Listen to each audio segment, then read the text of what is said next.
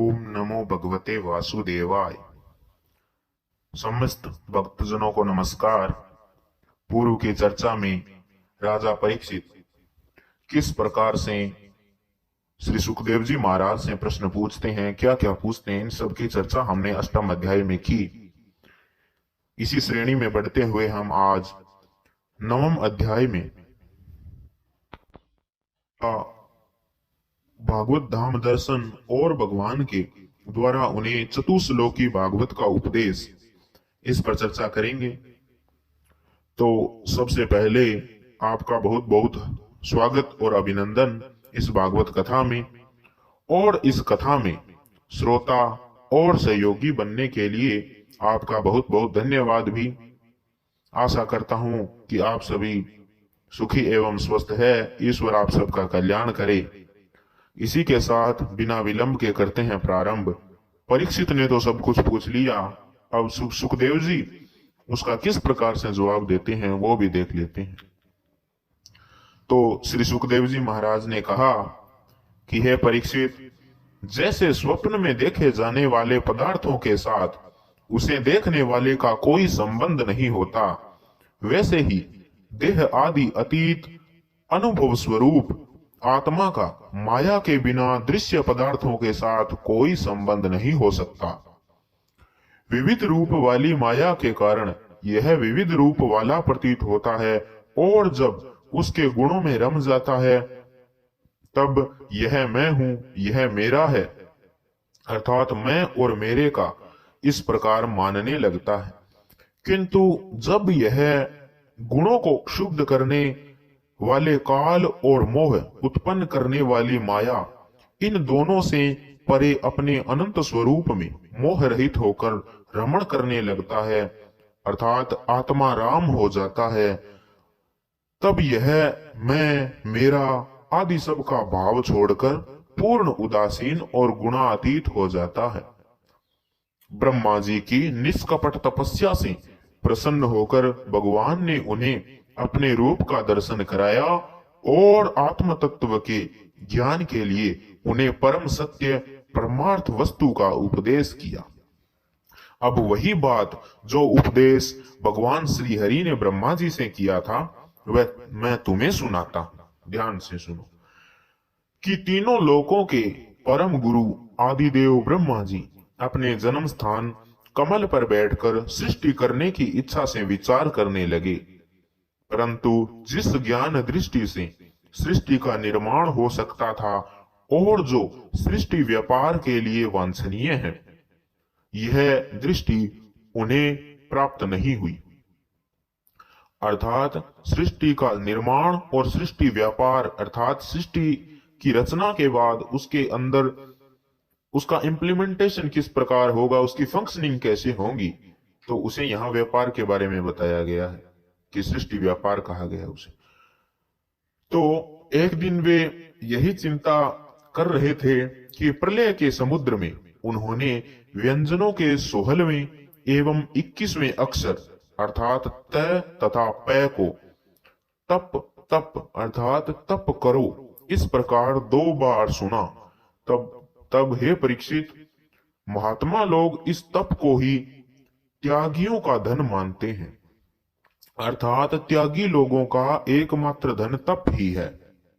यह सुनकर ब्रह्मा जी ने वक्ता को देखने की इच्छा से चारों ओर देखा, परंतु वहां कोई दूसरा दिखाई न पड़ा। वे अपने कमल पर बैठ गए और मुझे तप करने की प्रत्यक्ष आज्ञा मिली है ऐसा निश्चय करके और उसी में अपना हित समझकर उन्होंने अपने मन को तपस्या में लगा दिया। ब्रह्मा जी तपस्वियों में सबसे बड़े तपस्वी हैं, उनका ज्ञान अमोघ है।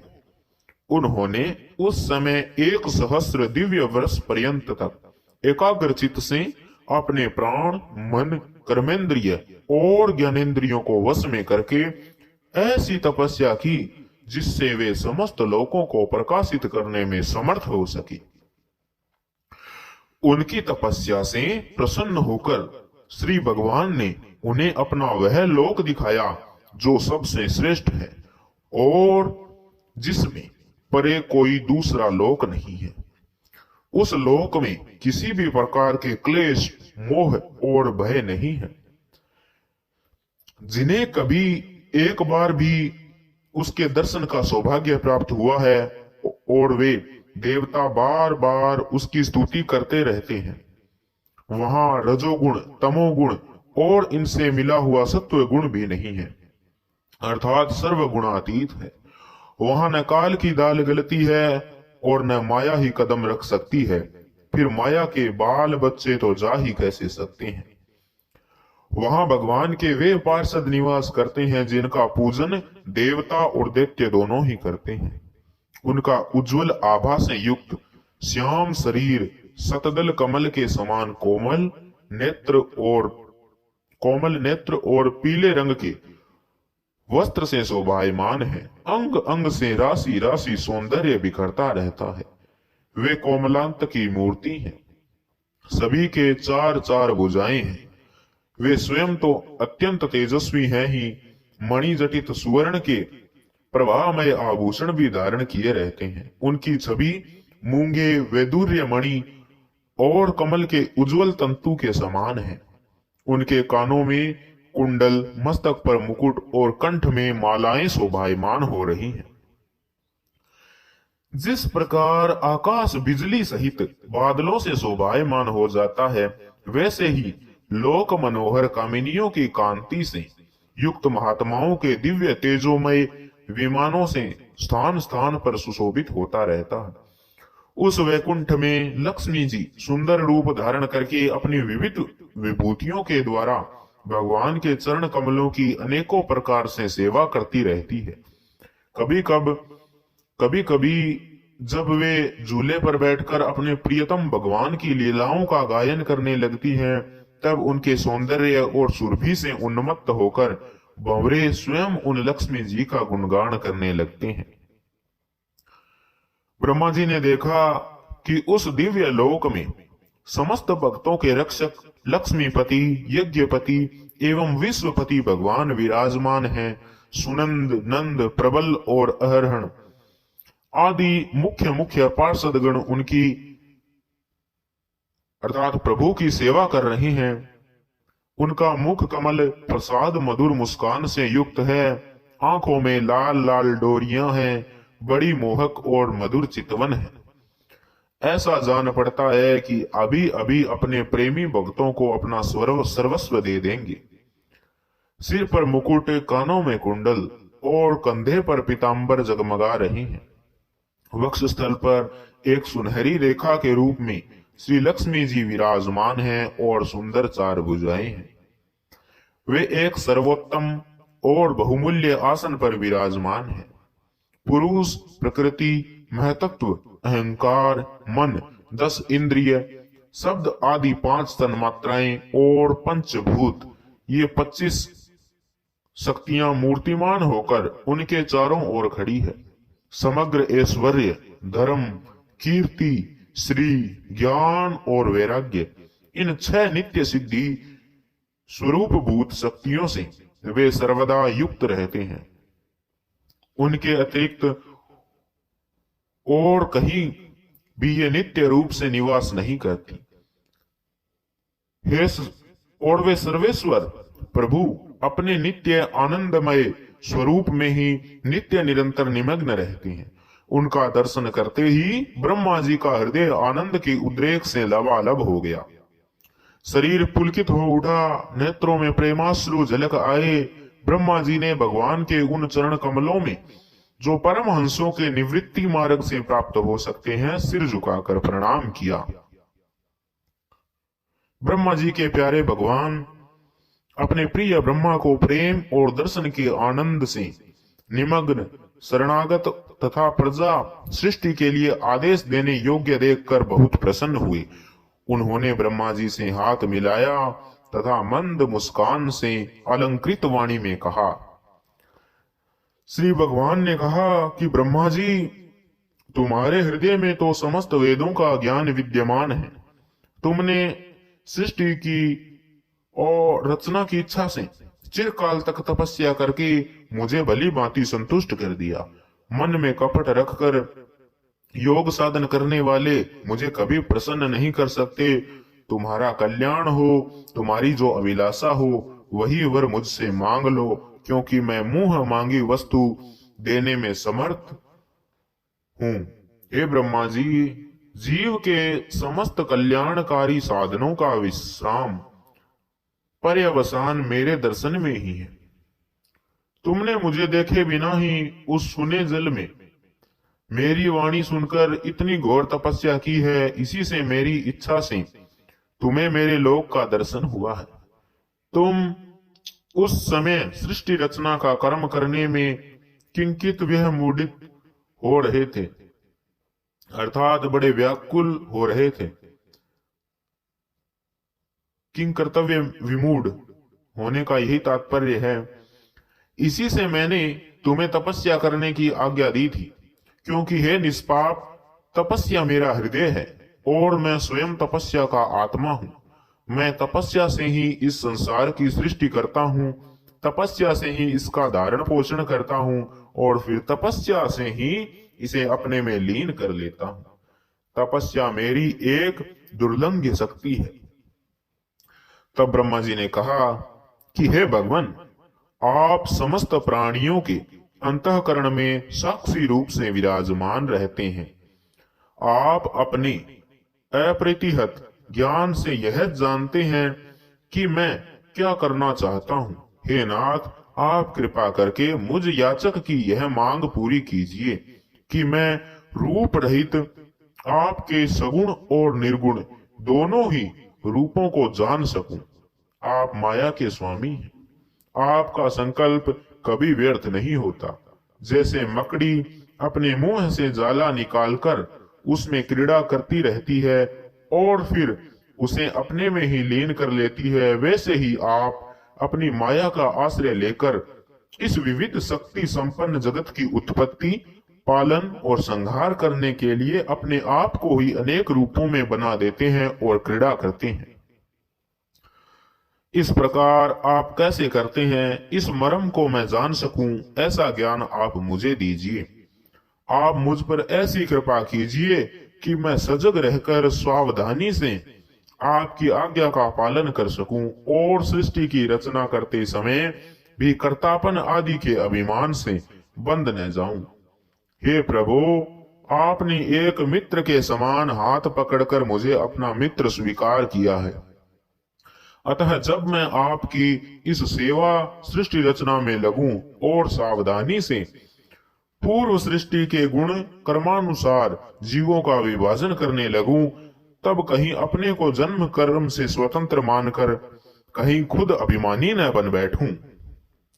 तब श्री भगवान ने कहा कि अनुभव, प्रेमा भक्ति और साधनों से युक्त अत्यंत गोपनीय अपने स्वरूप का ज्ञान मैं तुम्हें कहता हूं, तुम उसे ग्रहण करो।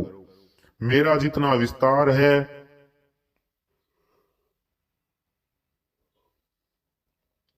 मेरा जो लक्षण है, मेरे जितने और जैसे रूप, गुण और लीलाएं हैं, मेरी कृपा से तुम उनका तत्व ठीक ठीक वैसा ही अनुभव करो।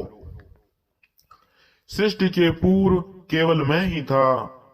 मेरे अतिरिक्त न स्थूल था न सूक्ष्म, न तो दोनों का कारण अज्ञान।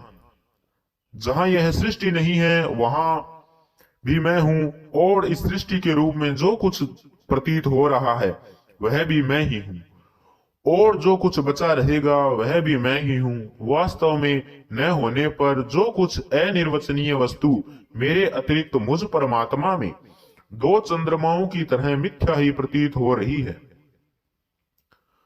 अथवा विद्यमान होने पर भी आकाश मंडल के नक्षत्रों में राहु की भांति मेरी प्रतीति नहीं भी होती। इसे मेरी माया समझना चाहिए।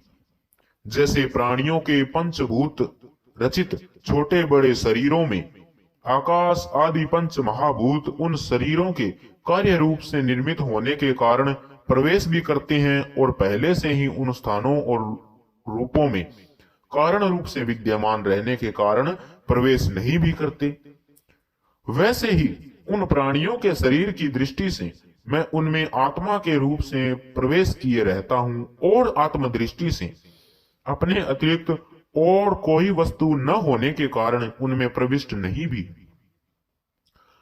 यह ब्रह्मा नहीं, यह ब्रह्मा नहीं, इस प्रकार निषेध की पद्धति से और यह ब्रह्मा है, यह ब्रह्मा है, इस अन्वय की पद्धति से यही सिद्ध होता है कि सर्व अतीत एवं सर्व स्वरूप भगवान ही सर्वदा और सर्वत्र स्थित है। वही वास्तविक तत्व है। जो आत्मा अथवा परमात्मा का तत्व जानना चाहते हैं उन्हें केवल इतना ही जानने की आवश्यकता है, हे ब्रह्मा जी, तुम अविचल समाधि के द्वारा मेरे इस सिद्धांत में पूर्ण निष्ठा कर लो। इससे तुम्हें कल्प कल्प में विविध प्रकार की सृष्टि रचना करते रहने पर भी कभी मोह नहीं होगा। सुखदेव जी बतलाते हैं कि लोक पितामह ब्रह्मा जी को इस प्रकार उपदेश देकर अजन्मा भगवान ने उनके देखते ही देखते अपने उस रूप को छिपा लिया। जब सर्वभूत स्वरूप ब्रह्मा जी ने देखा कि भगवान ने अपने इंद्रिय गोचर स्वरूप को हमारे नेत्रों के सामने से हटा लिया है, तब उन्होंने अंजलि बांधकर उन्हें प्रणाम किया और पहले कल्प में जैसी सृष्टि थी उसी रूप में इस विश्व की रचना की। एक बार धर्मपति प्रजापति ब्रह्मा जी ने सारी जनता का कल्याण हो अपने इस स्वार्थ की पूर्ति के लिए विधि पूर्वक यम नियमों को धारण किया। उस समय उनके पुत्रों में सबसे अधिक प्रिय परम भक्त देवर्षि नारद जी ने मायापति भगवान की माया का तत्व जानने की इच्छा से बड़े संयम, विनय और सौम्यता से अनुगत होकर उनकी सेवा की और उन्होंने सेवा से ब्रह्मा जी को बहुत ही संतुष्ट कर लिया। हे परीक्षित, जब देवर्षि नारद ने देखा कि मेरे लोक पितामह पिताजी मुझ पर प्रसन्न हैं, तब उन्होंने उनसे यही प्रश्न किया कि जो तुम मुझसे कर रहे हो। उनके प्रश्न से ब्रह्मा जी और भी प्रसन्न हुए। फिर उन्होंने यह 10 लक्षण वाला भागवत महापुराण अपने पुत्र नारद को सुनाया। ये 10 लक्षण वाला अर्थात ये 10 लक्षण कौन कौन से हैं भागवत की, ये हम आगे 10वें अध्याय में चर्चा करेंगे। जिसका स्वयं भगवान ने उन्हें उपदेश किया था। हे परीक्षित, जिस समय मेरे परम तेजस्वी पिता सरस्वती के तट पर बैठकर परमात्मा के ध्यान में मग्न थे, उस समय देवर्षि नारद जी ने वही भागवत उन्हें सुनाया। तुमने मुझसे जो प्रश्न किया है